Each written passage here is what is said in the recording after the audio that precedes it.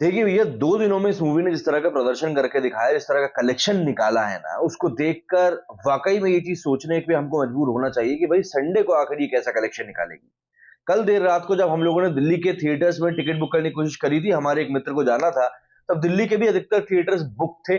जिस एरिया के हम लोग देख रहे थे, ऑब्वियस सी बात है, वहाँ करीब 10-12 थिएटर्स हैं। वहाँ पर टिकट नहीं मिल रहा था और यही इस मूवी का क्रेज़ भी है। देखिए फ्राइडे और सैटरडे ये कई जगहों पर वर्किंग डेज़ थे। फ्राइडे तो वर्किंग डे था ही, सैटरडे भी कुछ जगहों पर छुट्टी थी, लेकिन अधिकतर जगह वर्किंग डे था। लेकिन उसके बावजूद भी इस मूवी ने उन 2 दिनों में कितनी बेहतरीन कमाई करी है, आप इस बात का अंदाज़ा लगा सकते हैं कि भाई मूवी का क्रेज़ कितना शानदार इस समय चल रहा है और लोग क्या सोच रहे हैं। पहले दिन इस मूवी ने ऑलमोस्ट 64 करोड़ रुपीस की कमाई करी। दूसरे दिन सरप्राइजिंगली शनिवार को जब हम देखते हैं अक्सर कि शुक्रवार को जब मूवी रिलीज होती है, उसके बाद सैटरडे को मूवी का कलेक्शन डिप होता ही होता है। चाहे वो कितने ही बड़े स्टार की आप मूवी देख लीजिए, लेकिन यहाँ पर ऐसा पहली बार देखने को मिला है कि वर्किंग डे होने के बावजूद भी दूसरे दिन मूवी का कलेक्शन और ऊपर गया है। पहले दिन 64 करोड़ हुआ था, दूसरे दिन ऑलमोस्ट 67 करोड़ रुपीस का कलेक्शन हुआ है। भले ही 3 करोड़ का इजाफा है, लेकिन ये बताता है कि मूवी कितने सस्टेनली अपने आप को पकड़ के रखी हुई है उस जगह के ऊपर। और ये वाकई में शानदार है। जिस तरीके से ये कलेक्शन निकल कर आ रहा है, ये वाकई में शानदार है। 130 करोड़ रुपए का कलेक्शन आप 2 दिनों में कर रहे हो इंडिया में, वो भी नेट कलेक्शन की हम लोग बात कर रहे हैं।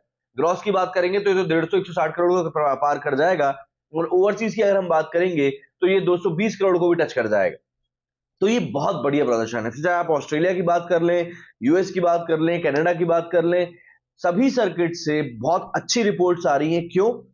और इनको अच्छा क्यों माना जा रहा है, वो भी एक अहम सोचने वाली बात है। क्योंकि अक्सर हम देखते हैं शाहरुख खान की मूवीज रिलीज होती है फॉरेन में, तब वो बहुत अच्छा काम करती है क्योंकि शाहरुख एक जाना पहचाना नाम है।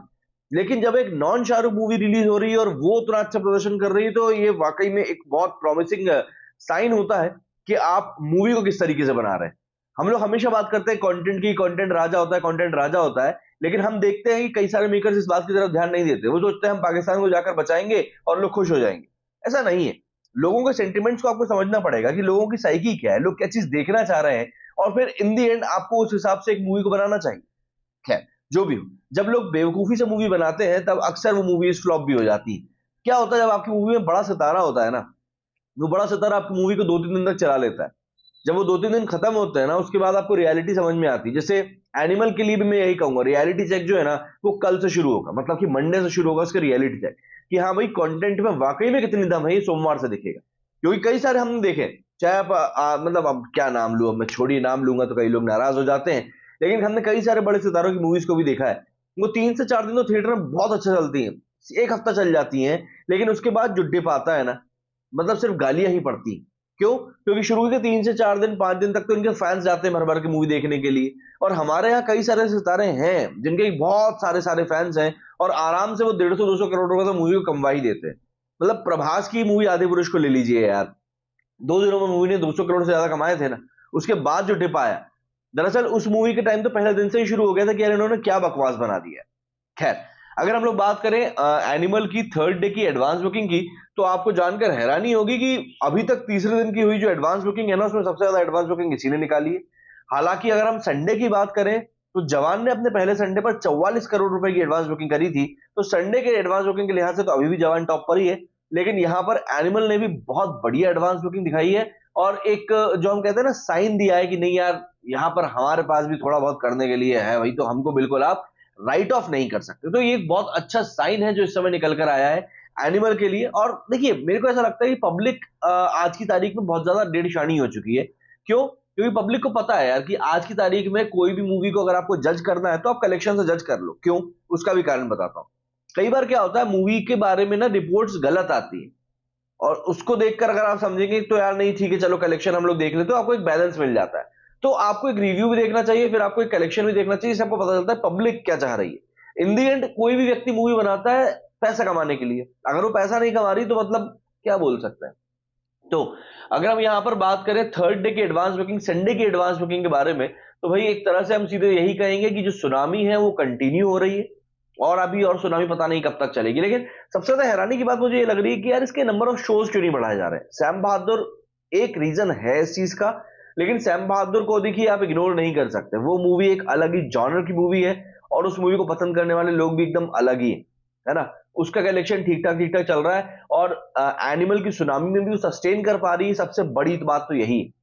अगर हम बात करें एनिमल के थर्ड डे एडवांस बुकिंग के बारे में और हम बात करें इसके हिंदी 2D कलेक्शन के बारे में, तो वही 14,700 शोज है, 226 एवरेज टिकट प्राइस है और 11,82,000 टिकट से आज इसने हिंदी 2D में बेच दी है। तेलुगु 2D की बात करें तो 2100 इसके शोज है, 141 एवरेज टिकट प्राइस है, 1,58,000 टिकट्स इन्होंने ही बेच दी है। सबसे अच्छी और प्रॉमिसिंग चीज जो मुझको यहां पर फील हो रही है ना, वो ये कि हिंदी 2D में एवरेज टिकट प्राइस जो है एनिमल का वो काफी लो है। जहां पर कि हमने देखा कि 280 290 रुपए तक का टिकट बेचा गया एवरेज टिकट प्राइस में, वहां पर एनिमल का प्राइस जा रहा है 226। साउथ में तो इससे भी कम है। क्या होता है ना, एवरेज टिकट प्राइस जब कम होता है, जब टिकट का रेट कम होता है ना, तो अधिक से अधिक लोग इस मूवी को देखने की कोशिश करते हैं या इच्छा जताते हैं। आपने देखा होगा नेशनल सिनेमा डे जब भी आता है उस दिन 100 रुपए की टिकट होती है। क्यों उस दिन कलेक्शन ज्यादा हो जाता है? क्यों ज्यादा हो जाता है? एवरेज टिकट प्राइस जब कम रहती है ना, तो लोग देखने के लिए अपने आप को एक बार कन्विंस करने का एक मौका और दे देते हैं कि यार 100 ही रुपए की तो टिकट है, देख लो।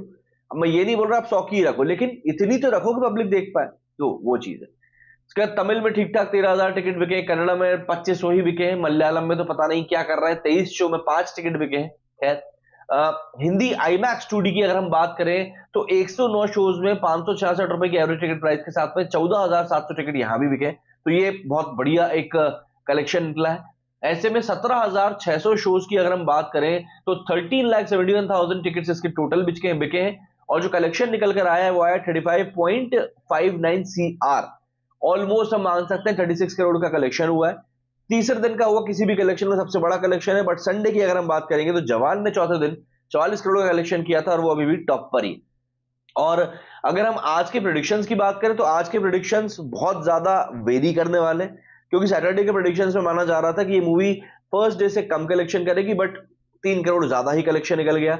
ऐसे में हम लोग इतना फिलहाल मान लेते हैं कि भाई ये मूवी 70 प्लस करोड़ जा सकती है और पूरी पॉसिबिलिटी है कि आज ही 70 प्लस करोड़ जाएगी। अगर ऐसा होता है तो ये भी इंडियन सिनेमा के इतिहास में होने वाली कुछ ऐसी चीज होगी जो अभी तक एक आध बार ही हुई है कि एक सिंगल डे में बॉलीवुड मूवी ने इतना कलेक्शन निकाला।